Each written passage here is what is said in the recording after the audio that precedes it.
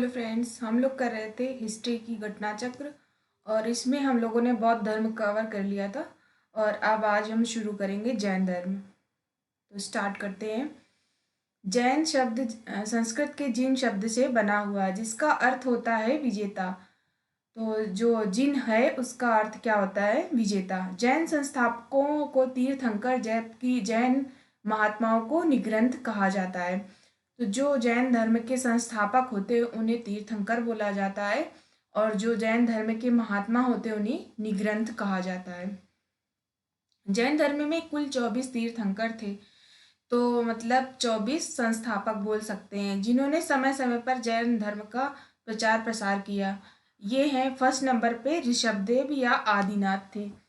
तो ये क्वेश्चन पूछा जाता है, जैन धर्म के फर्स्ट तीर्थंकर कौन थे? तो ऋषभदेव थे। दूसरे में अजितनाथ, तीसरे संभवनाथ, चौथे अभिनंदन, पांचवें सुमितनाथ, छठवें पद्मप्रभ, सातवें सुपार्श्वनाथ, आठवें चंद्रप्रभ, नवें पुष्पदंत, दसवें शीतलनाथ, 11 श्रेयांसनाथ, वाशुपूज्य, विमलनाथ, और 14वें अनंतनाथ, 15वें धर्मनाथ, शांतिनाथ, कुंथनाथ, अरनाथ, मल्लिनाथ, मुनिष्वंद, नामीनाथ, नेमिनाथ और पार्श्वनाथ। सबसे आखिरी जो तीर्थंकर थे वो थे आचार्य महावीर स्वामी। तो जैन धर्म के प्रथम तीर्थंकर ऋषभदेव थे। इनके अन्य नाम ऋषभनाथ, आदिनाथ, वृषभनाथ भी हैं। तो इनका नाम क्या है? ऋषभनाथ, आदिनाथ और वृषभनाथ। ऋषभदेव एवं अरिष्टनेमि का उल्लेख ऋग्वेद में मिलता है। पार्श्वनाथ जैन धर्म के 23वें तीर्थंकर थे। इनका जन्म काशी में हुआ था। तो जो पार्श्वनाथ थे वो जैन धर्म के 23वें तीर्थंकर थे। इनका जन्म काशी वाराणसी में हुआ था। इनके पिता अश्वसेन काशी के राजा थे। पार्श्वनाथ को वाराणसी के निकट आश्रम पद उद्यान में ज्ञान की प्राप्ति हुई थी। उनका परिनिर्वाण सम्मेद शिखर पर हुआ था। पार्श्वनाथ ने अपने अनुयायियों को चातुर्याम शिक्षा का पालन करने को बोला था। ये शिक्षाएं थी सत्य, अहिंसा, अस्तेय और अपरिग्रह।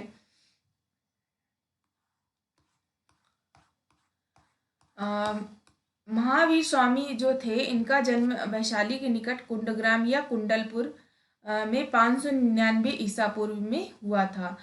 तो ये महावीर स्वामी हमारे 24वें तीर्थंकर थे। इनके पिता सिद्धार्थ ज्ञात्रक क्षत्रियों के संघ के प्रधान थे, और इनकी माता त्रिशला अथवा विदेह वैशाली के लक्ष्मी गणराज की प्रमुख चेटक की बहन थी। महावीर स्वामी के बचपन का नाम वर्धमान था। तो जो महावीर स्वामी हैं इनके बचपन का नाम क्या था? वर्धमान। इनकी पत्नी का नाम यशोदा, और इन्होंने अनुज्या नामक पुत्री, जो महावीर स्वामी की पत्नी का नाम यशोदा था और इनसे एक पुत्री थी अनुज्या। इसका विवाह जमाली के साथ हुआ था। जैन धर्म में पूर्ण ज्ञान के लिए कैवल्य शब्द का प्रयोग किया गया है। तो जैन धर्म में पूर्ण ज्ञान के लिए किसका यूज किया गया है? कैवल्य। महावीर स्वामी को 12 वर्षों की कठोर तपस्या एवं साधना के पश्चात जंबिका ग्राम के समीप ऋजुपालिका नदी के तट पर एक शाल वृक्ष के नीचे कैवल्य की प्राप्ति हुई। ज्ञान प्राप्ति के पश्चात वे कैवलिन और अहर जिन योग और निग्रंथ आदि कहलाए। कैवल्य प्राप्ति के पश्चात महावीर स्वामी ने अपने सिद्धांतों का प्रचार किया। वैशाली के लिच्छवी सरदार चेटक ने, जो उनके मामा थे, जैन धर्म के प्रचार में प्रमुख योगदान दिया। और मक्खली घोषाल ने आजीवक संप्रदाय की स्थापना की थी। तो जो मक्खली घोषाल थे उन्होंने आजीवक संप्रदाय की स्थापना की। इनका मत था नियतिवाद। जो मक्खली घोषाल थे इनका मत नियतिवाद था। 527 ईसा पूर्व के लगभग 72 वर्ष की आयु में राजगृह के समीप स्थित पावापुरी नामक स्थान पर महावीर स्वामी ने अपना शरीर त्याग दिया। तो महावीर स्वामी ने जो अपना शरीर कहाँ पे त्याग किया था? पावापुरी में। और 72 ईयर्स में महावीर स्वामी ने पंच महाव्रत की शिक्षा दी थी, जो है अहिंसा, सत्य, अस्तेय, अपरिग्रह और ब्रह्मचर्य। प्रथम 4 व्रत पार्श्वनाथ के समय से ही प्रचलित थे। महावीर ने इसमें 5वां व्रत ब्रह्मचर्य को जोड़ा था। जैन धर्म में गृहस्थों के लिए 5 महाव्रत अणुव्रत के रूप में अहव्रत किया है, क्योंकि संसार में रहते हुए इन महाव्रतों का पूर्णतः पालन करना संभव नहीं है।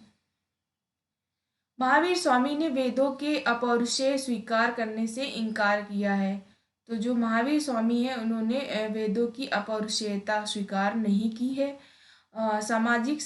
धार्मिक सामाजिक रूढ़िवादियों और पाखंडों का इन्होंने विरोध भी किया है। इन्होंने आत्मवादियों और नास्तिकों के एकांतिक मतों को छोड़कर बीच का मार्ग अपनाया है। तो इन्होंने मध्यम मार्ग अपनाया है, जिसे एकांतवाद, स्यादवाद के सप्तभंगिनीय के रूप में भी बोला गया है। यह ज्ञान प्राप्ति की सापेक्षता का सिद्धांत है। महावीर स्वामी पुनर्जन्म एवं कर्मवाद में भी विश्वास करते थे, किंतु ईश्वर के अस्तित्व में उनका विश्वास नहीं था।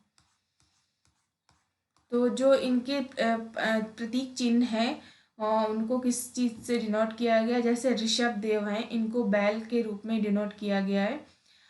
अजीत नाथ हैं जो इनको हाथी के रूप में, शंभव नाथ हैं जो अश्व के रूप में, पद्म प्रभ हैं उनको कमल के रूप में डिनोट किया गया है।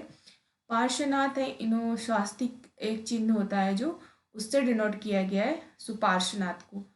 अमल्लीनाथ को कलश के रूप में और नाभिनाथ को नील कमल के रूप में, नेभिनाथ को शंख और पार्श्वनाथ हैं जो उन्हें सर्प के रूप में और महावीर स्वामी को सिंह के रूप में डिनोट किया गया है। अज्ञान के कारण कर्म जीव की ओर आकर्षित होने लगता है, जिसे आत्स्राव भी बोलते हैं। क्रोध, लोभ, मान, माया आदि कुप्रवृत्तियां हैं जो अज्ञानता के कारण उत्पन्न होती हैं।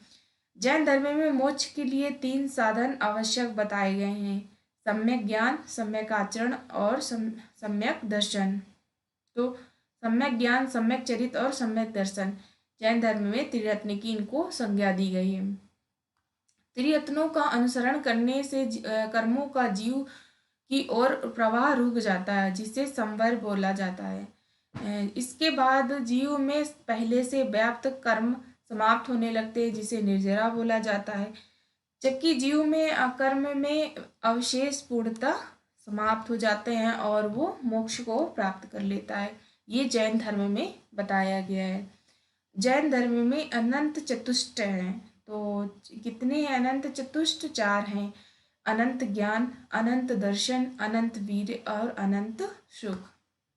महावीर ने अपने जीवन काल में एक संघ की स्थापना की थी। इस संघ में 11 प्रमुख अनुयायी थी। ये गणधर कहे जाते थे। तो ये जो संघ था इसको क्या बोला जाता था? गणधर। इसके नाम इंद्रभूति, अग्निभूति, विभूति, आर्यभूति, सुधर्मन, मंडित, मौरपुत्र, अकंपित, अचल भ्राता, मेतार और प्रभास इनके नाम थे। महावीर की मृत्यु के पश्चात सुधर्मन जैन धर्म का प्रथम अध्यक्ष बना। तो जो ये क्वेश्चन पूछा जाता है, महावीर की मृत्यु के पश्चात कौन उसका अध्यक्ष बना था? तो सुधर्मन। सुधर्मन की मृत्यु के पश्चात जम्बू 44 वर्षों तक अध्यक्ष रहा। तो सुधर्मन के बाद में जम्बू बना और ये 44 वर्षों तक संघ का अध्यक्ष रहा। अंतिम नंद वंश के समय संभूत, विजय और भद्रबाहु संघ के अध्यक्ष थे। तो सबसे अंत में कौन था? भद्रबाहु। महावीर द्वारा प्रदत्त 14 पूर्वों के विषय में जानने वाले ये दोनों अंतिम व्यक्ति थे। कौन थे? संभूत, विजय और भद्रबाहु। कालांतर में जैन संप्रदाय 2 भागों में विभक्त हो गया, एक श्वेतांबर और एक दिगंबर। तो जो स्थूल भद्र के अनुयायी थे वो श्वेतांबर कहलाए और भद्रबाहु थे उसके अनुयायी दिगंबर कहलाए। यापनी जैन धर्म का एक संप्रदाय था। प्रथम जैन सभा 310 ईसा पूर्व में पाटलिपुत्र में स्थूल भद्र की अध्यक्षता में संपन्न हुई। इस सभा में जैन धर्म को 12 अंगों में संकलन किया गया है। तो इसमें भद्रबाहु के अनुयायियों ने भाग नहीं लिया। तो जो पहली जैन सभा थी इसमें भद्रवायु के अनुयायियों ने भाग नहीं लिया था। द्वितीय जैन सभा 6ठी शताब्दी 512 ईस्वी में वल्लभी गुजरात में हुई थी। तो द्वितीय कहाँ पे हुई? पहली पाटलिपुत्र में हुई और दूसरी कहाँ पर हुई? वल्लभी गुजरात में।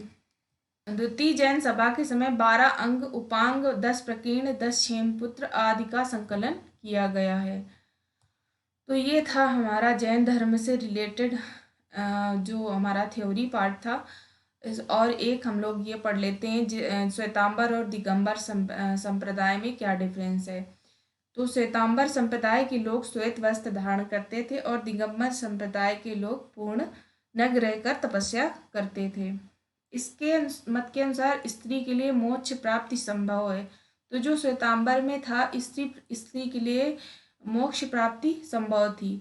इस मत के अनुसार स्त्री के लिए मोक्ष प्राप्त संभव नहीं है। तो दिगंबर में मोक्ष प्राप्ति संभव नहीं है स्त्री के लिए। इस संप्रदाय के लोग ज्ञान प्राप्ति के लिए भोजन ग्रहण करने में विश्वास करते थे और इस दिगंबर के अनुसार आदर्श साधु भोजन नहीं ग्रहण करता है। तो ये दिगंबर में बोला गया है, जो एक आदर्श साधु होता है वो भोजन ग्रहण नहीं करता है। इस मत के अनुसार महावीर स्वामी विवाहित थे। जो श्वेतांबर है इसमें बोला गया है महावीर स्वामी विवाहित थे। दिगंबर के मतानुसार महावीर स्वामी अविवाहित थे। और इनके मत के अनुसार 19वें तीर्थंकर मल्लिनाथ स्त्री थे। और इसमें ये कुछ क्लियर नहीं बोला गया है, बट बोला गया है दिगंबर संहिता में कि मल्लिनाथ एक पुरुष थे। तो ये कॉन्फ्लिक्ट है। तो ये थे हमारा जैन धर्म से related theory part. Next video में हम लोग इसका MCQ कवर करेंगे। तो थैंक यू।